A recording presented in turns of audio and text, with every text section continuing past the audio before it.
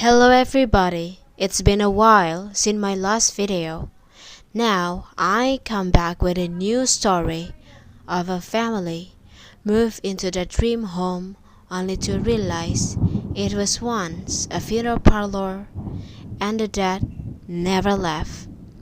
The true story of the terrifying event behind the haunting in Connecticut began in 1986 when the Snedeker family moved into the historic home at 208 Meriden Avenue. The Snedekers were desperately searching for a home to rent in the area so their son Philip could receive treatment for his Hodgkin's lymphoma at the nearby UConn hospital. The house on Meriden Avenue seemed like a perfect fit and the Snedeker rushed to move in. What seemed like a lucky vine quickly turned into a nightmare once the family began experiencing paranormal activity. They reported seeing and hearing unknown voices, being attacked in their sleep, and even experiencing violent personality changes. The beginning of the true story of the haunting in Connecticut when the Snedeker family were like any other middle-class American family. They were comprised of Carmen Reed, her husband Alan Snedeker, and their 4 children, Philip, Bradley, Ellen Jr., and Jennifer. Carmen's niece, Tammy, also lived with the family. At a young age, Philip was diagnosed with Hodgkin's lymphoma, a type of cancer that affects the body lymphatic system. Because of Philip's diagnosis, the Snedeker family often had to travel long distance from their home to the UConn hospital for treatment. Eventually, the family felt that it would be better to move closer to the hospital so that Philip would not have to suffer through long and often painful car rides. The search began for a home large enough to house the Snedeker family, and soon they found what they were looking for at 208 Meriden Avenue. The 5-bedroom, 2-bathroom home provided plenty of space for the family, and so on June 30, 1986, the Snedekers signed a lease and moved into the home. The disturbing history of the Southington home, the move-in process seemed seamless for the Snedeker. The children picked their bathroom with minimal argument, and the family loaded their belongings into the house smoothly. Everything seemed normal until Carmen made a disturbing discovery in the home's basement. Laying among dusty boxes and old furniture were funerary items. The family claimed that the basement had embalming equipment and other materials necessary to run a mortuary. According to the 2002 documentary about the case, A Haunting in Connecticut, Carmen stated that she had no idea the home had once been a funeral parlor. When she toured the home, Carmen said that she was unable to enter the basement because the renovators had blocked the doorway with materials.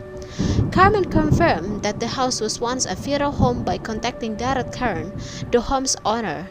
Kern stated that the property was once the Holohan Funeral Home and had been in operation for decades, though he claimed that he told the family about this before they moved in, as per a 1992 release from Quran. This disturbing fact never came in Carmen's son, Philip and Bradley, from claiming the basement as their own bathroom. As the oldest Snedeker children, Philip and Bradley wanted a private space of their own, and the basement was spacious compared to the smaller rooms on the upper floors. Philip and Bradley reportedly slept in the casket display room down the hall from the embalming room. In addition to mortuary equipment, the Snedeker also found images of the deceased on the property. According to Chasing the Frog, Carmen Snedeker said, "There were a couple of photos in the home, but there were many toe tags and head tags. There were other personal items of the deceased." The Snedeker family terrifying experience with paranormal activity is the most horrifying aspect of the true story of the haunting in Connecticut, dealt with intense and often violent interaction the Snedekers said they had with the paranormal.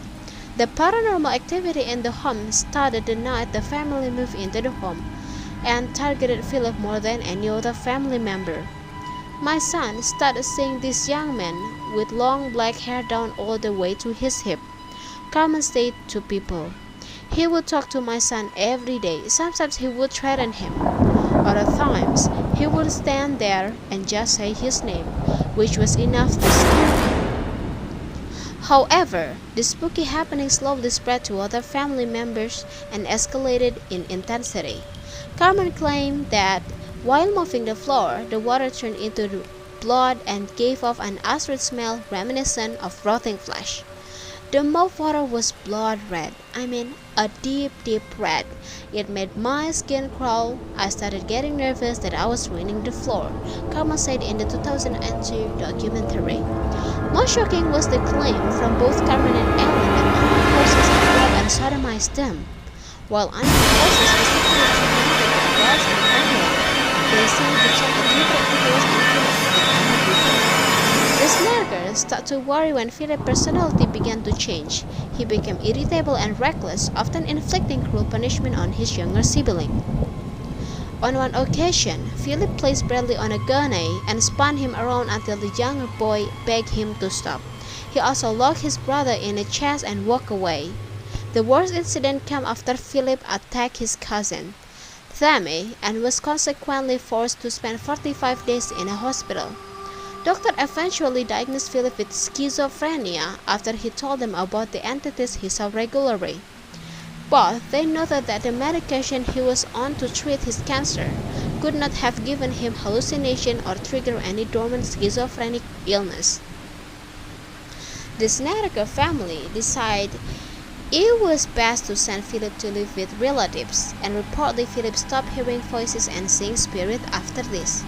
With such strong indication of paranormal activity, the Snedeker family contacted Ed and Lauren Warren, the paranormal investigator, as well as a priest to do an exorcism on the house.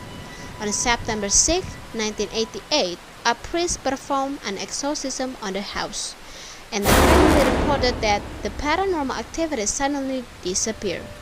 Later that year, they moved out of the house and never returned, thus marking an end to the supposed true story of the haunting in Connecticut. And here's some of the casting stuff on the true story of the haunting in Connecticut with the Snedekers. Fantastical claims of violent paranormal experience. Some people doubt their validity.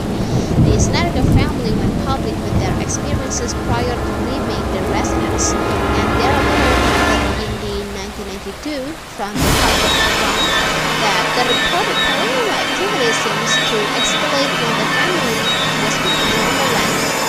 It is a scheme to make money, Kern said. Even the family's neighbor, Catherine Althemos, believed that the whole thing was a hoax.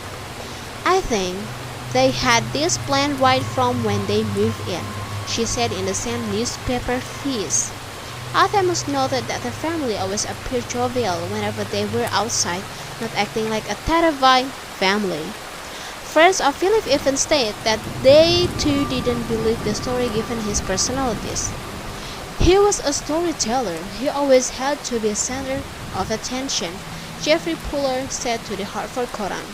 2 weeks prior to the Hollywood films released in 2009, more people spoke out against the family's claim, including the new owner of the supposed haunted house. We lived in a house for 10 years. Our house is wonderful, Susan Thornton Smith, the owner of the house in 2009, told NBC Connecticut. This old Hollywood foolishness, the stories are all ludicrous. While people debate whether the story behind one of Hollywood's most spine-tingling horror films is true or not, the true story of the haunting in Connecticut and Snedeker family has certainly solidified itself as one of the greatest ghost stories in American history. The end.